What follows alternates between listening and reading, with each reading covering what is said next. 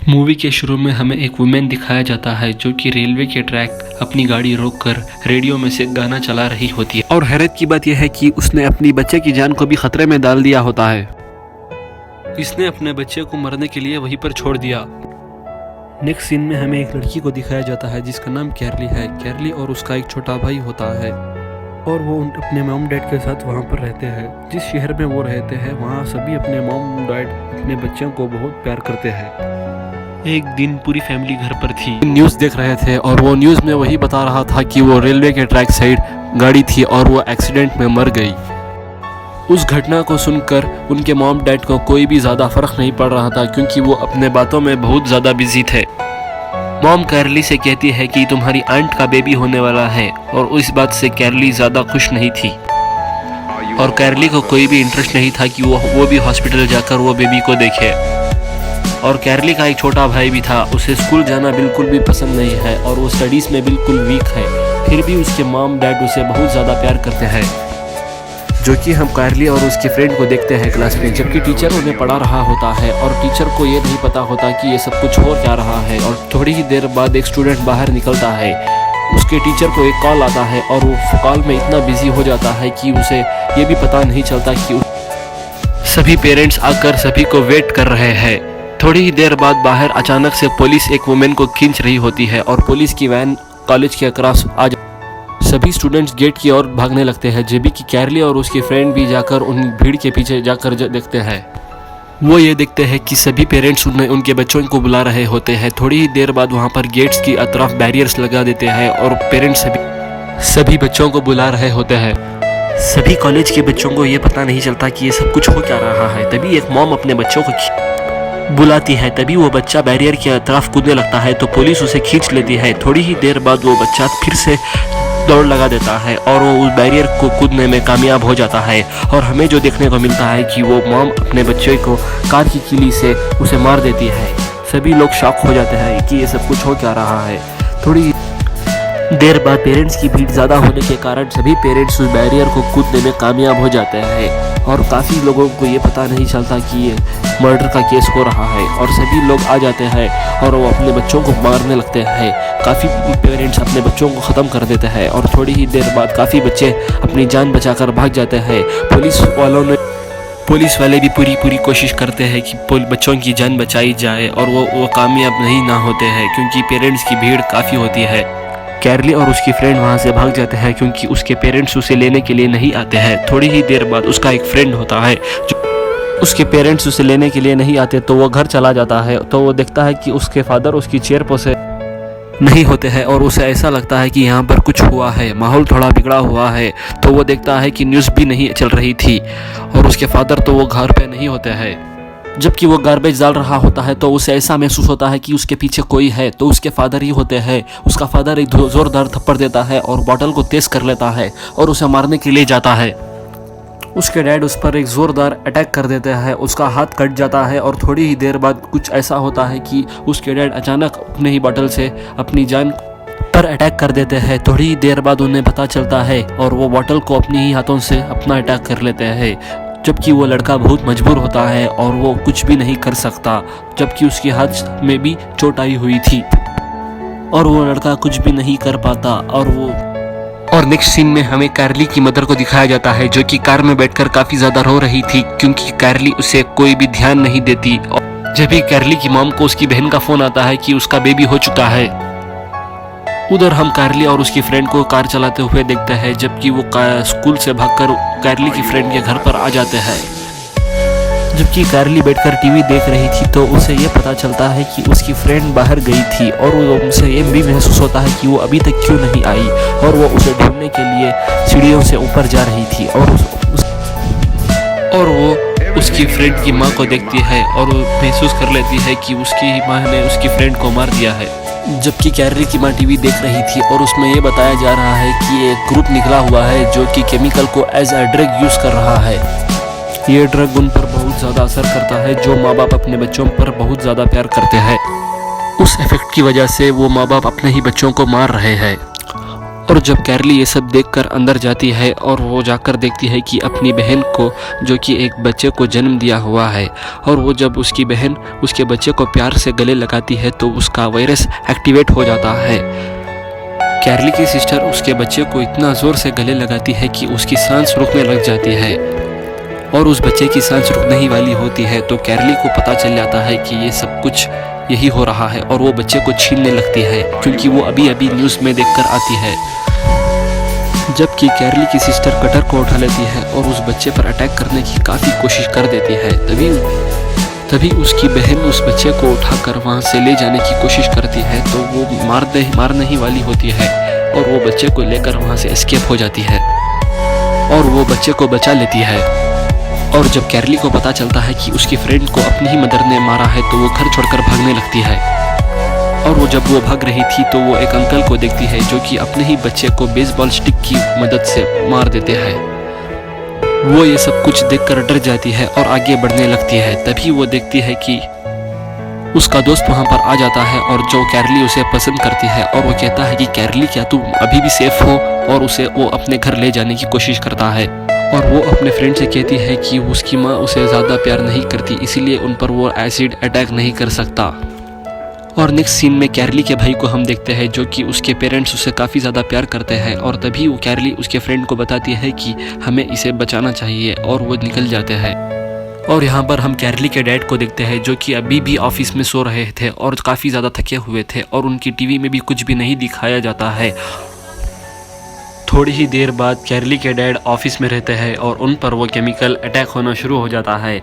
और कैरली की मॉम जो नर्स में बच्चे को लेकर आ चुकी थी, वो बार बार अपने हस्बैंड को कॉल कर रही थी, क्योंकि वो ये नहीं चाहती कि उसके डैड जाकर उसके बेटे को मार ना दे, क्योंकि हालात बहुत क्रिटिकल चल रहे हैं। थोड़ी ही देर बाद नर्स आकर कैरली की मॉम को कहती है कि वो उसे बच्चा दे दे, क्योंकि वो बहुत छोटा है, और वो कहने लगती है कि वो उसे सेफ रूम में रखेंगे।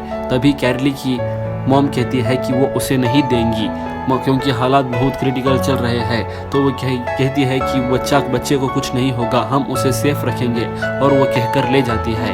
और यहाँ का मंजर तो बहुत ख़तरनाक होता है, जैसे अपने माँ बाप अपने ही बच्चों की हत्या करने के लिए काफ़ी मजबूर हो चुके हैं। माँ बाप अपने बच्चों को मारने के लिए जिन्नों की तरह देख रहे हैं।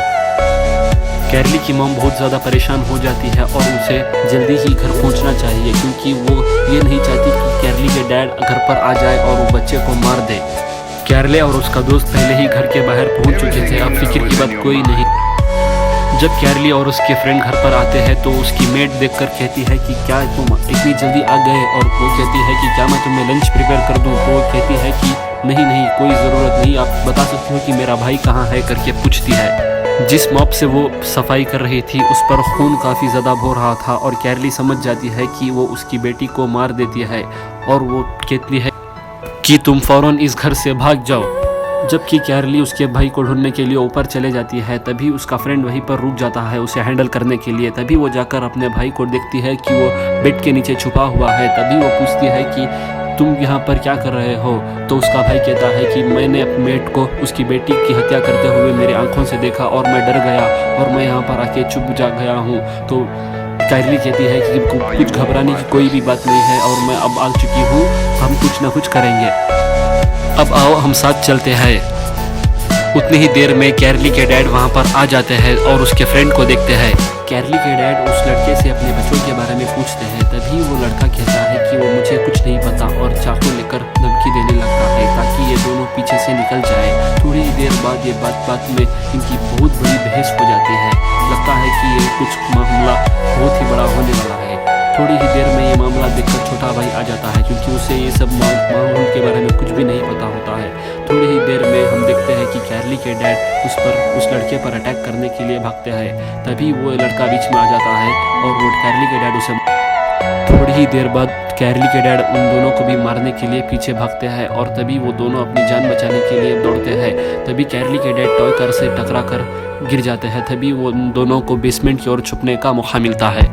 जब कैरली की मॉम घर पर आ रही थी वो अपने बच्चों के बारे में बहुत वरीड थी। तभी वो देखती है कि एक मॉम अपने बच्चे को मारने के लिए कैरली की मॉम के कार के सामने ठेल देती है। तभी कैरली की मॉम उसे बचा लेती है और वो जब घर लौटती है और आकर देखती है कि उसके डैड कैरली के डैड बेहोश पड़े हैं। कैरली की मॉम जब घर आती है तो यहाँ पर देखने को मिलता है कि कैरली की मॉम की भी हालात कुछ बिगड़ने लगती है और ड्रग का असर उन्हें भी असर होने लगता है। और कैरली के मॉम डैड एक प्लान बनाते हैं कि उनके बच्चों को बेसमेंट से कैसे निकाले और उन्हें कैसे मारे। कैरली की मॉम कैरली से कहती है कि देखो बेटा, मुझे इस ड्रग का असर कुछ भी नहीं हुआ है, तुम दोनों बाहर आ जाओ, हम तुम्हें कुछ भी नहीं कर पाएंगे। थोड़ी ही देर बाद कैरली को डाउट आ जाता है कि मॉम को भी इस ड्रग एक्टिवेट हो चुका है। तो कैरली कहती है कि सॉरी ममा, हम बाहर नहीं आ सकते, क्योंकि कैरली के डैड भी वहाँ पर बाहर थे। जैसे ही कैरली के डैड ये सब कुछ सुनते हैं तो वो शॉक हो जाते हैं और बहुत भला बुरा कहते हैं और दरवाजे को पीटने लगते हैं।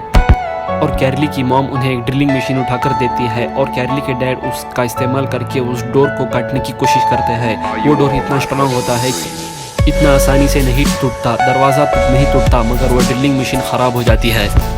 कैरली के डैड उनकी पर्सनल गन को उठाने के लिए जाते हैं, तभी देखते हैं कि वो गन उनका छोटा बेटा उठाकर छुपा लेता है। कैरली का भाई अंदर से वो उस गन से अटैक कर देता है, जबकि वो गोली कैरली की मॉम को लगती है और वो काफ़ी ज़्यादा जख्मी हो जाती है। कैरली के डैड कैरली की मॉम को ट्रीटमेंट करते हैं और उन्हें बैंडेज वगैरह लगाते हैं। कैरली की मॉम बेसमेंट की ओर गैस छोड़ने का प्लान बना लेते हैं, जबकि उनकी सांस रुक जाए और वो अंदर ही मर जाए। तभी वो देखती है कि कैरली की फिंगर बीच में आ जाती है, तो उसे काटने की कोशिश करती है। जब भी कैरली उस उंगली को बाहर काट लेती है, मॉम एंड डैड वहीं पर रुक जाते हैं, जबकि उन्हें उनके बच्चों की मरने की आवाज़ सुननी होगी, लेकिन वो बच्चे अंदर नहीं मर पाते। कैरली के मॉम डैड गैस को अंदर ही छोड़ देते हैं, सुबह तक वो गैस अंदर स्प्रेड होकर वो मर जाए। जबकि गैस ने अपना काम करना शुरू कर दिया और कैरली को अपने भाई की बहुत फिक्र होती है, क्योंकि अंदर दम घुटता ही जा रहा है। कैरली देखती है कि उसका भाई पीला पड़ रहा है। अब कैरली को भी सांस लेने में बहुत प्रॉब्लम हो रही थी। कैरली सोचती है कि उसे कुछ वेंटिलेशन का इंतज़ाम करना होगा, क्योंकि वहाँ पर दम घुट रहा है, और वो इस काम में कामयाब हो जाती है। और वो जब जाती है और देखती है कि वो जाते जाते अपने पेरेंट्स को भी क्यों ना मार दे, क्योंकि बाद में इनकी जान को खतरा ना हो। वो सोचती है कि मैच बॉक्स को टेप की मदद से दरवाजे को लगा दे, और जैसे ही वो इस वेंटिलेशन से बाहर जाएंगे और उनके पेरेंट्स अंदर आएंगे, यानी वो मैच स्टिक रगड़ खाने से जल जाएगी और कमरे में गैस होने की वजह से पूरे कमरे में आग हो जाएगी, जिसकी वजह से इनके पेरेंट्स भी जलकर मर जाएंगे। ये दोनों जब वेंटिलेशन से बाहर निकलते हैं और खांसने की आवाज़ करते हैं, क्योंकि उनके पेरेंट्स अंदर आ जाए, क्योंकि जबकि वो मर चुके हैं करके वो पेरेंट्स काफ़ी एक्साइटेड होकर अंदर आ जाते हैं। जबकि उनके प्लान किए गए ट्रैप के मुताबिक मैच स्टिक रगड़ खाती है और दरवाजे में हुई फ्रिक्शन के कारण अंदर आग आ जाती है। इस एक्सप्लोजन की वजह से कैरली के डैड दूर जाकर पड़ते हैं और उनकी मॉम बेहोश हो जाती है। और जबकि एक्सप्लोजन हो चुका है और वो कैरली और उसका भाई टेरेस पर जा चुके हैं, और जब वो सोचते हैं कि नीचे जाना सेफ है क्योंकि सभी कुछ ख़त्म हो चुका है करके वो नीचे उतरते हैं। और जबकि कैरली नीचे उतरती है और वो देखती है कि उसकी माँ को होश आ जाती है और वो कैरली को मारने के लिए भागती है। कैरली जाकर रूम में छुपने की कोशिश करती है, लेकिन उसकी माँ भी वहाँ पर आ जाती है। कैरली का दोस्त जो बेहोश पड़ा हुआ था उसे भी होश आ जाती है और वो यहाँ पर बचाने के लिए आ जाता है। और कैरली का दोस्त कैरली की मदद से उसकी मॉम को अंदर वार्डरूफ में बंद कर देता है। अब इसकी मदर काफ़ी देर तक खामोश रहती है और इन्हें ये लगता है कि अंदर दम घुटने की वजह से उसकी मॉम मर चुकी है, बहुत जल्दी ही मर जाएगी। लेकिन उन्हें क्या पता है कि वो उसकी मॉम एक्टिंग कर रही है। कैरली की मॉम टूटा हुआ हैंगर लेकर बाहर से अटैक करने लगती है, तो ये गलती से कैरली के फ्रेंड के मुंह के अंदर से घुसेड़ देती है। उसके मुंह को भी जख्मी कर देता है और इसकी वजह से उसके मुंह से काफ़ी खून बहने लगता है। कैरली और उसका भाई यहाँ से भागने की कोशिश करते हैं, लेकिन उसके पेरेंट्स उन्हें घेर लेते हैं। कैरली के डैड को भी अब होश आ जाती है और वो अपने बच्चों को मारने के लिए जाते हैं। तभी कोई वहाँ पर बेल बजाता है और हमें ये पता चलता है कि आज कैरली के ग्रैंड पेरेंट्स घर पर आना था। कैरली का फादर जब दरवाज़ा खोलता है तो सामने उनके पेरेंट्स होते हैं, और जाहिर सी बात यह है कि कैरली के ग्रैंड पेरेंट्स उनके बच्चों से बहुत ज़्यादा प्यार करते हैं, तो उसकी ग्रैंड पेरेंट्स उसके बेटे के मुंह पर स्प्रे कर देते हैं। कैरली के ग्रैंडफादर अपनी जेब से चाकू निकालकर अपने बेटे को मारने की कोशिश करते हैं। कैरली के फादर भी अपने बेटे के पीछे ही भाग रहे होते हैं। यहाँ पर सारे ही एक के पीछे एक भाग रहे होते हैं। कैरली का भाई डर कर अपने फादर की कार में छुप जाता है। कैरली घर से बाहर भागने की कोशिश करती है क्योंकि उसकी मदर उसे मारने की कोशिश में रहती है। कैरली के फादर कार को स्टार्ट करते हैं और पीछे लेते हैं और वो सीधा जाकर उनकी माँ पर अटैक करती है और साथ ही साथ अपने फादर को भी हिट कर देते हैं। इससे उन दोनों की भी डेथ हो जाती है। अब कैरली के पेरेंट्स उन दोनों को मारने के लिए तैयार हो जाते हैं। तभी कैरली का दोस्त वहाँ पर आ जाता है और उन पर अटैक कर देता है और सभी बच्चे मिलकर उनके मॉम डैड को बेसमेंट में लॉक कर देते हैं। उनके पेरेंट्स कहते हैं कि हमें खोल दो, हम तुम्हें कुछ भी नहीं करेंगे, और वो कहते हैं कि वो तुमसे बच्चों से बहुत प्यार करते हैं। और मूवी यहीं पर एंड हो जाती है।